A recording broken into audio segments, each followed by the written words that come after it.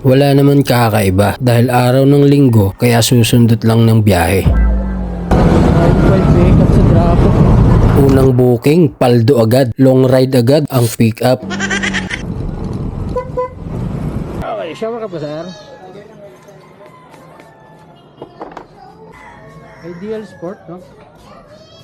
Okay, dahan-dahan. Okay. Babalik ka ba ng kanya? Balik ka din namin ito. Dito na tayo? Teka, papakaliwa ka din, di ba? Oo. Mula Pasong Tamo, papuntang Ideal Sport Commonwealth, 5 kilometro naman ang layo.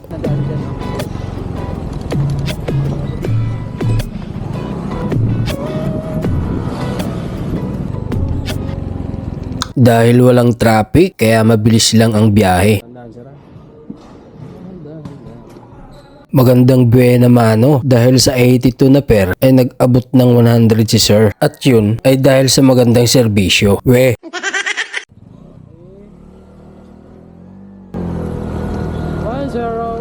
Rekta na agad sa pangalawang booking at dito lang din sa Commonwealth Market. Sali po.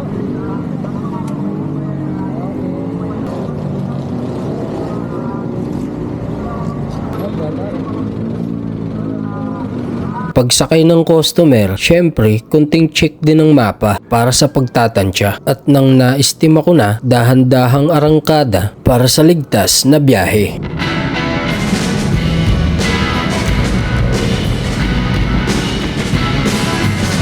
Mabilis lang ang aming naging biyahe at dito lang naman sa Holy Spirit ang drop-off. 68 na pamasahe ay 70 ang binigay ni Madam. Ayos na din, may 2 pisong pampalubag loob. Malaking bagay talaga para sa aming mga rider ang extrang tip na natatanggap namin mula sa mga customer, malaki man o maliit. Talaga ngayon, nagliligo.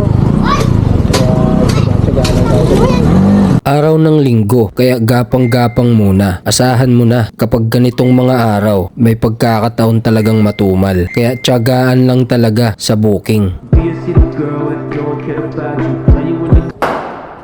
Rekta tayo sa pangatlong booking, boy. Ito, medyo long ride from Holy Spirit, drop off Tuliano Road, Caloocan. Shower ka pa ba? Caloocan mo, no? 11.3 km ang layo, 41 minutes naman ang estimated time ng biyahe. Kalmado lang ang biyahe, walang traffic, walang gaanong sasakyan, banayad lang sa pagpiga ng silenyador at higit sa lahat, hindi pa rin kampante kaya doble ingat pa rin sa pagpapatakbo. Nakarating na nga kami sa drop-off GrabPay kaya wala nang sisingilin sa customer. Yun, pinasukan din. Ayan, SM View. Pang-apat na booking dito lang din sa Llano Road, papunta naman ng SM Fairview. Rekta na agad sa pick-up. SM View, ma'am, no? Okay, SM View. Ganda na, hawak. Hawak sa tenga. Mahalagang dinodouble check sa customer ang booking nila bago sumakay. Minsan kasi may pagkakataon na nagkakamali sila sa paglalagay ng address ng drop-off. 6.9 km, 25 minutes din ang naging biyahe namin.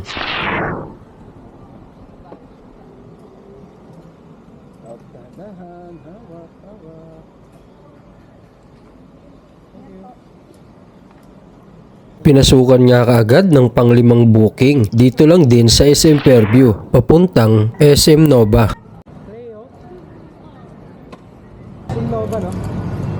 Pinalagay ko na nga sa box ang mga dala niya para pagdating sa biyahe ay maging komportable siya. 4.5 km at nasa 15 minutes na biyahe.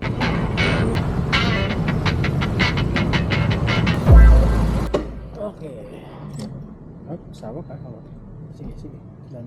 Dahan-dahan lang. Thank you. Pagka-drop sa customer ay tamang tambay muna sa SM Nova. Maya-maya lang ay pinasukan na rin ng booking. Pick up to Vine Residence, papunta ng Caloocan. Sir, Tower 5.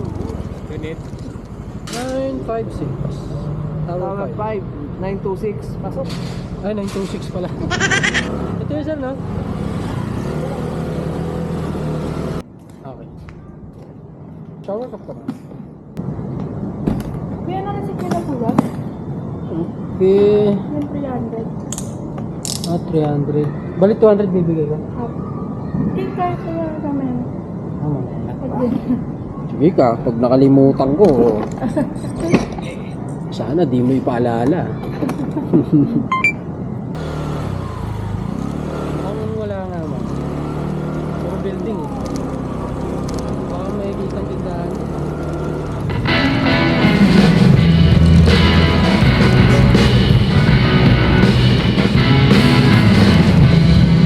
Makalipas nga lang ang 20 minutes ay nakarating na kami sa drop-off.